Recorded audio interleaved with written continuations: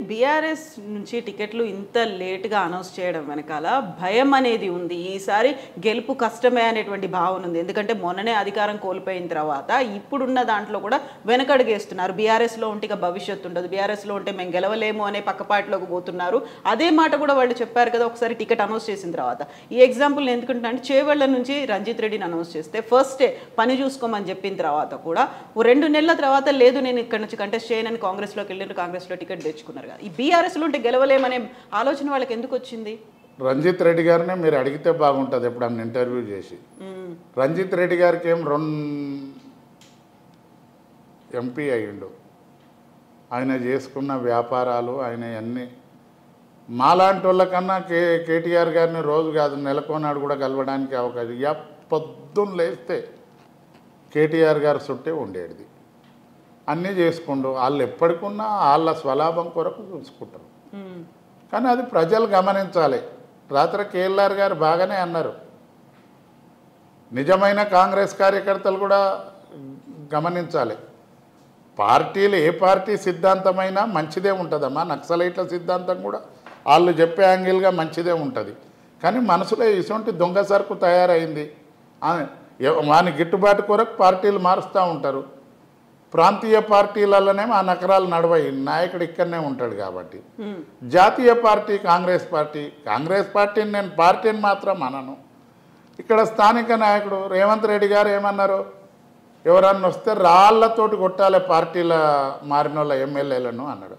మరి బుద్ధి ఉండాలి కదా. ఇప్పుడు అన్ని పార్టీలు మారిన వాళ్ళని నిజంగా కాంగ్రెస్లో కష్టపడ్డ కార్యకర్తలు ఏం కావాలి, ఈ కొడుకులను అందరినీ బోకిపింతలతోటి కొట్టాలి వాళ్ళు. అప్పుడు కొడితే సిగ్గు వస్తుంది. దానం నాగేందర్ గారికి ఇస్తావు, సునీతా మహేందర్ రెడ్డి గారికి ఇస్తావు, రంజిత్ రెడ్డి గారికి ఇస్తావు, ఎంతమందికి ఇస్తావు? ఇంకా ఎంతోమందికి ఇస్తావు నువ్వు. కాంగ్రెస్ పార్టీలో లేరా కార్యకర్తలు? కష్టపడ్డ వాళ్ళు చాలామంది ఉన్నారు. రేవంత్ రెడ్డి గారు దేశ చక్కనుంది 10 ఏళ్ళు వచ్చిండు, ముఖ్యమంత్రి అయిపోయాడు. 40-45 ఏళ్ళకెళ్ళి కష్టపడ్డ వాళ్ళు గాంధీ భవన్ల చుట్టూ తిరుక్కుంట పాపం. పార్టీ అంటే ప్రేమ. వాళ్ళు నిజమైన కాంగ్రెస్లు. రేపు కాంగ్రెస్ పార్టీ మళ్ళీ 5 ఏళ్ళ నాడు మళ్ళీ మా దాంట్లోకి వస్తారు ఈ కొడుకులు. పార్టీ అంటే ప్రేమ ఉన్నప్పటికీ కూడా ఒక యూనిటీ అనేది లేకపోయింది. మీలాగా కష్టపడేవాళ్ళు 37 ఏళ్ళు కదా మీరు కాంగ్రెస్లో ఉన్నది. ఒక గుర్తింపు అనేది ఎక్కడొచ్చింది? మీకు రావాల్సినటువంటి పదవులు లేకుంటే మీ టికెట్ని కూడా అమ్ముకున్నటువంటి పరిస్థితి. ఇవన్నీ అయినప్పటికీ కూడా ఒక బయట నుంచి ఇంకో పార్టీ నుంచి వచ్చినటువంటి రేవంత్ రెడ్డి అక్కడ పార్టీ అధ్యక్షుడైండు, తెలంగాణలో ఒక గవర్నమెంట్ని తీసుకురాగలిగిండు కదా. ఒకటి కులంకుశంగా చెప్పాలంటే ప్రజలకు ఇవాళ సీనియర్ పాపం పత్తూరు వెంకటేశ్వరరావు గారు బతుకుంటే కూడా ఆయనది ఎవరు చూడకపోవు. ఇప్పుడు తీన్మార్ మల్లన్న ఉంటుంది పెట్టగానే అందరూ చూస్తూ ఉంటారు. రేవంత్ రెడ్డి గారిది కూడా అంతకన్నా మంచి. అలా జీవన్ రెడ్డి గారు కాంగ్రెస్ పార్టీలా, సుదర్శన్ రెడ్డి గారు కాంగ్రెస్ పార్టీలా. ఒక్కొక్క కులము మతము అది ఇదని కాదు, వ్యక్తులు చాలామంది మంచోళ్ళు. వాళ్ళు మాట్లాడితే ఎవరు చూసే పరిస్థితి లేదు. రేవంత్ రెడ్డి గారు ఏదో మాటలు మాట్లాడి కేసీఆర్ గారినో కేటీఆర్ గారినో ఆ కాంగ్రెస్ను కూడా చితక మాటలు తిట్టిండు. సోనియా గాంధీ గారిని బలిదేవత అన్నాడు. ఆ మాటలకు ప్రజలతో నా వీక్నెస్ ఉంది. కొంతమందికి డోళ్ళు బ్యాండ్లు సప్పుళ్ళు కొడితే పూనకం వస్తుంది అంటే ఆ వీక్నెస్ అన్నట్టు. ప్రజలకు కూడా ఇసొంటి వల్ల మాయ మాటలు నమ్మే వీక్నెస్ ఉన్నంతకాలం వాళ్ళు చలామణి అవుతారు. రేవంత్ రెడ్డి ఏదో కాంగ్రెస్ పార్టీకి ఉరగబెట్టింది కాదు, ఆ మాయ మాటలతోటి ప్రజల్లో హైప్ క్రియేట్ చేసుకుంటూ కొన్ని టీఆర్ఎస్ టికెట్ల విషయంలో కానీ కొంత 2 సార్లు అయినందుకు దాని లోపంగా అక్కడ రావడం జరిగింది. సో ఇప్పుడు మీకు అనౌన్స్ చేసినప్పుడు కేసీఆర్ గారు ఏం చెప్పిండ్రు? అసలు నాకేం చెప్పిండమ్మా, మల్లేష్ నువ్వు మంచిగా ఉంటుంది, నీ పట్ల ప్రజలలో మంచి అభిప్రాయం ఉంది, పార్టీ అభిప్రాయం కూడా బాగుంది, నువ్వు పోటీ చేయి, నేను నీకు టికెట్ ఇస్తున్నా అని చెప్పిండు. సరే సార్ నేను చేస్తాను అని చెప్పాను. అంతకుముందు నుంచి ఉన్నటువంటి దూదిమెట్ల బాలరాజు యాదవ్ కావచ్చు, లేకపోతే పైళ్ళ శేఖర్ రెడ్డి కావచ్చు, జిట్టా బాలకృష్ణారెడ్డి కావచ్చు, ఇక్కడ కూడా సునీత గారు ఉన్నారు. వీళ్ళందరూ కూడా వస్తుందని ఎదురు చూసిన వాళ్ళే కదా. వాళ్ళని పక్కనే పెట్టి మల్లేష్ గారికి ఇవ్వడం. పైళ్ళ శేఖర్ రెడ్డి గారు 2 పర్యాయాలు ఎమ్మెల్యే, మంచోడు ఆయన, ఆనెస్ట్, ఇవ్వంది ₹1 తీసుకునే ఎమ్మెల్యే కాదు. ఎమ్మెల్యేగా పోటీ చేసిండు, ఓడిపోయిండు. ఆయన బీఆర్ఎస్ టికెట్ అడగలేదు. బాలరాజు నా తమ్ముడే, కార్పొరేషన్ చైర్మన్ ఇచ్చిర్రు. జిట్ట బాలకృష్ణారెడ్డి గారు గతంలో టీఆర్ఎస్లో పనిచేసిండు, కాంగ్రెస్లకు పోయిండు, బీజేపీలకు పోయిండు, యువ తెలంగాణ పార్టీ పెట్టిండు, మళ్ళా ఈ 3 నెలలనే 3 పార్టీలు మట్టి బీఆర్ఎస్లోకి వచ్చిండు. సరే అదంతా పెద్దలు కేసీఆర్ పార్టీ అధ్యక్షుడు వారు చూసుకుంటారు. ఇక సునీతకు నాకు సంపూర్ణమైన సహకారం చెప్పింది ఆమె. శేఖర్ రెడ్డి గారు కానీ సునీతక్క గారు కానీ ఎవరైనా చెప్పారు. అందరికీ ఆశ ఉంటుంది. ఎవరైతే సమర్థుడు, ఎవరైతే అక్కడ ఆ పరిస్థితిని బట్టి ఆ ప్రాంతంలో విన్నింగ్ ఛాయిస్ ఎవరికి ఉంటుంది అని పార్టీ నాయకుడు చూస్తారు.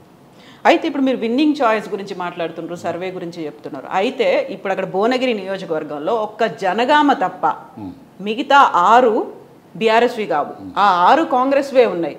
ఎట్లా నెగ్గుకు వస్తారనుకుంటున్నారు మీరు? ఎమ్మెల్యేలు కాంగ్రెస్ పార్టీ ఉన్నంత మాత్రాన ఎంపీ బీఆర్ఎస్ గెలవద్దు అనేది లేదు. నేను ఇవాళ బూర నర్సయ్య గారి కన్నా నేను సీనియర్ను రాజకీయాలలో. చామల కిరణ్ రెడ్డి గతంలో ఒక పార్టీలో పనిచేసినాం, నా మిత్రుడే.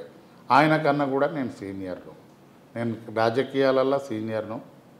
నా హిస్టరీలో ఏ ప్రాంతంలో నన్ను పోయి చూడండి, ఎవరో ఒక చిన్న లీడర్ కాగానే ఏ తప్పో ఏదో ఒకటి చేస్తూ ఉంటారు.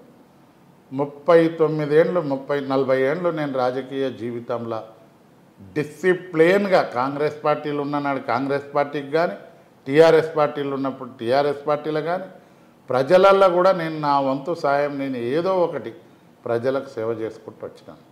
మా ప్రాంతంలో ఏ గరీబులకు ఆపద వచ్చినా, మంచి పరిస్థితి కానీ, శుభకార్యం కానీ అశుభకార్యం కానీ, నా ఇంటికి ఎవ్వరు వచ్చి నన్ను సహాయం కోరినా నా సోదరులు అనుకొని నేను సహాయం చేసే మనిషిని.